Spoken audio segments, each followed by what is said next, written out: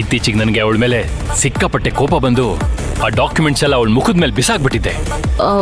ಅದ್ರದ್ದು xerox copy ಏನಾದರೂ ಇದೆಯಾ? ನಾ ಒಂದು ಕೆಲಸ ಮಾಡ್ತೀನಿ, ಆಫೀಸಲ್ಲಿ ಒಂದ್ಸಲಿ ಚೆಕ್ ಮಾಡಿ ನೋಡ್ತೀನಿ. ನಾನು ಸುಮಾರು ಸಲ ಲ್ಯಾಂಡ್ ನೋಡೋದಕ್ಕೆ ಅವಳ ಜೊತೆನೇ ಹೋಗಿದ್ದೆ. ಆ ಏರಿಯಾ ನಂಗೆ ತುಂಬ ಚೆನ್ನಾಗಿ ಗೊತ್ತಿದೆ. ಸರಿ, ಹಾಗಿದ್ರೆ ನಾವು ಬೇಕಾದ್ರೆ ಹೋಗಿ ನೋಡ್ಕೊಂಬರೋಣ. ಅಲ್ಲಿರೋ ವ್ಯಕ್ತಿಗಳನ್ನ ವಿಚಾರಿಸಿದ್ರೆ ಏನಾದ್ರೂ ಕ್ಲೂ ಸಿಗುತ್ತೆ ಅಂತ ನನಗನ್ನಿಸ್ತಿದೆ. ಅವಳು ಆ ಲ್ಯಾಂಡ್ನ ಅವ್ರ ತಂದೆ ಕಡೆ ಯಾರೋ ನೋಡ್ಕೊಳ್ತಿದ್ದಾರೆ ಅಂತ ಹೇಳ್ಬಿಟ್ಟು ಒಂದು ನಂಬರ್ ಕೊಟ್ಟಿದ್ಲು. ಮೋಸ್ಟ್ಲಿ ಅವ್ರನ್ನ ಹೋಗಿ ಮೀಟ್ ಮಾಡಿದ್ರೆ ನಮಗೆ ಏನಾದ್ರೂ ವಿಚಾರ ಗೊತ್ತಾಗ್ಬೋದು ಅಂತ ಅನ್ಸುತ್ತೆ. ಎಸ್, ಇದೇ ಬೆಸ್ಟ್ ಐಡಿಯಾ ಸುಶಾಂತ್. ಹಾಗಾದ್ರೆ ನಾವ್ ನಾಳೆನೆ ಹೋಗೋಣ. ಶ್ಯೂರ್, ಖಂಡಿತ ಫೋನ್ ಮಾಡ್ತೀನಿ. Okay, good night. Good night.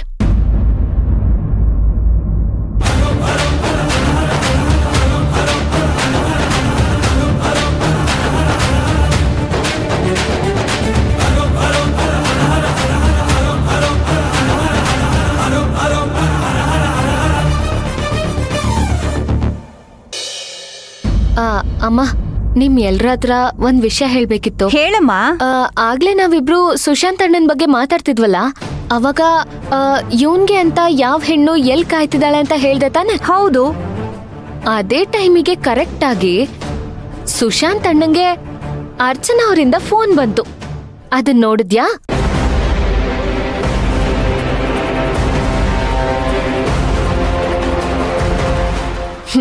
ನೀವೆಲ್ರೂ ನೋಡ್ತಾ ಇರೋ ರೀತಿಯಲ್ಲೇ ಗೊತ್ತಾಗ್ತಿದೆ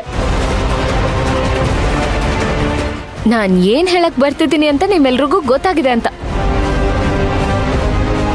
ಸುಶಾಂತ್ ಅಣ್ಣಂಗೆ ರಾಘವ್ಗೆ ಇಬ್ಬರಿಗೂ ಇಷ್ಟ ಆಗೋ ತರ ಅರ್ಚನಾ ಅವ್ರನ್ನ ಶಾಂತಿ ಅದ್ಕೆ ಜಾಗಕ್ಕೆ ತಂದ್ಕೊಳ್ಳೋದಕ್ಕೆ ನಾವೆಲ್ರೂ ಯಾಕೆ ಯೋಚನೆ ಮಾಡಬಾರ್ದು?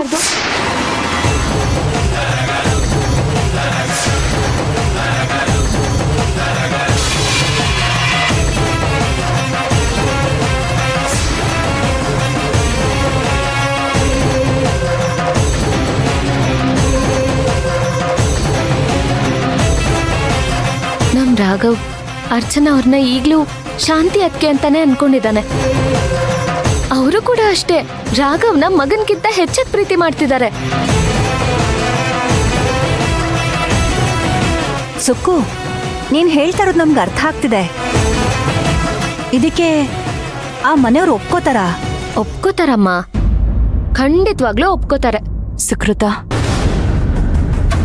ಈ ವಿಷಯ ಮಾತಾಡೋದಲ್ಲ, ಅದ್ರ ಬಗ್ಗೆ ಯೋಚನೆನೂ ಮಾಡೋದು ಬೇಡ.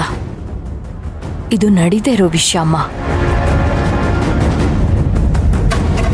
ಅದ್ರ ಬಗ್ಗೆ ಮಾತಾಡಿದ್ರೆ ಸುಮ್ಮನೆ. ಹೌದಮ್ಮ, ಈಗಾಗಲೇ ಒಂದ್ಸಲ ಸುಶಾಂತನ್ಗೆ ಹೆಣ್ಣು ಕೊಡಿ ಅಂತ ವೀರಣ್ಣವ್ರ ಮನೆಗೆ ಹೋಗಿದ್ದಾಗ ವೀರಣ್ಣವರು ಕೋಪ ಮಾಡ್ಕೊಂಡು ಕೂಗಾಡಿ ನಮ್ಮನ್ನ ಕತ್ತಿಡ್ದು ಆಚೆ ತಳ್ಳಿಲ್ಲ ಅಷ್ಟೇ. ಅಷ್ಟು ಕೋಪ ಮಾಡ್ಕೊಂಡ್ಬಿಟ್ಟಿದ್ರು.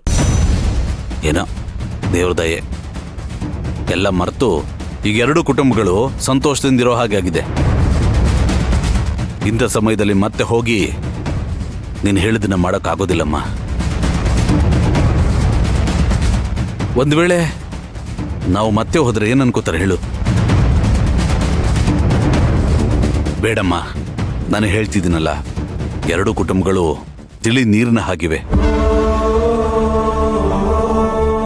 ಒಂದು ಚಿಕ್ಕ ಕಲ್ಬಿದ್ರೂ ಕದಡು ಬಿಡುತ್ತೆ. ಅಣ್ಣ, ನಿನ್ ಮಾತು ಅದ್ಕೆ ಮಾತು ನನಗೆ ಅರ್ಥ ಆಗ್ತಿದೆ. ಅವತ್ತಿನ ಪರಿಸ್ಥಿತಿನೇ ಬೇರೆ, ಆದ್ರೆ ಇವತ್ತಿನ ಪರಿಸ್ಥಿತಿನೇ ಬೇರೆ ಅಣ್ಣ. ಅವತ್ತು ಅವ್ರು ಯಾರು ಅಂತ ನಮಗ್ ಗೊತ್ತಿರ್ಲಿಲ್ಲ, ನಾವ್ಯಾರು ಅಂತ ಅವ್ರಿಗೆ ಗೊತ್ತಿರ್ಲಿಲ್ಲ. ಆದ್ರೆ ಈಗ ಎರಡು ಕುಟುಂಬಗಳು ಒಬ್ರಿಗೊಬ್ರು ಚೆನ್ನಾಗಿ ಅರ್ಥ ಮಾಡ್ಕೊಂಡಿದೀವಿ. ನಮ್ ರಾಘವ್ ಕೂಡ ಅವ್ರ ಮನೆಗ್ ಹೋಗ್ತಾನೆ, ಬರ್ತಾನೆ, ಊಟ ಮಾಡ್ತಾನೆ, ಆಟ ಆಡ್ತಾನೆ, ಮತ್ತೆ ವಾಪಸ್ ಬರ್ತಾನೆ. ಒಂದ್ಸರಿ ಅರ್ಚನಾ ಅವ್ರ ಮದ್ವೆ ಫಿಕ್ಸ್ ಆಗಿ ಹಸೆ ಮನೆವರೆಗೂ ಹೋಗಿ ನಿಂತೋಯ್ತು. ಇದೆಲ್ಲ ವೀರಣ್ಣ ಅವ್ರಿಗೂ ಗೊತ್ತಲ್ವಾ ಅಮ್ಮ? ಅವ್ರ ಮನ್ಸು ಬದ್ಲಾಗಿರ್ಬೋದಲ್ವಾ? ನಾವ್ಯಾಕೆ ಒಂದ್ಸಲ ಪ್ರಯತ್ನ ಮಾಡಬಾರ್ದು? ನೀನ್ ಹೇಳ್ತಾ ಇರೋದೆಲ್ಲ ಕರೆಕ್ಟೇ ಸಿಕ್ಕು. ನೀನ್ ಹೇಳ್ದಾಗೆ ವೀರಣ್ಣ ಅವರು ನಮ್ಮ ಇಡೀ ಕುಟುಂಬನ ಅರ್ಥ ಮಾಡ್ಕೊಳ್ಳೋ ಚಾನ್ಸ್ ಇದೆ. ನಾನು ಅದನ್ನ ಒಪ್ಕೋತೀನಿ. ಅಟ್ ದ ಸೇಮ್ ಟೈಮ್ ನಮ್ಮ ಮನೇಲಿರೋ ಮೈನಸ್ ಪಾಯಿಂಟ್ ಅವ್ರಿಗೆ ಗೊತ್ತಿದೆ ತಾನೆ.